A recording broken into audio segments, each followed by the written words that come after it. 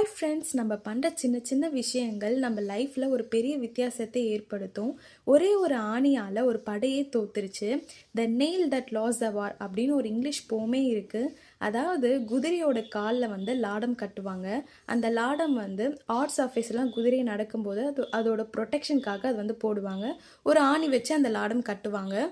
ஒரு நாள் என்ன ஆகுனா, அந்த ஆணி வந்து லூஸாக இருக்கும். இவன் என்ன பண்ணுவான், அதை பொருட்படுத்தாமல் அந்த குதிரையோட ஒரு போருக்கான ஒரு தகவலை சொல்கிறதுக்காக கிளம்பிடுவான்.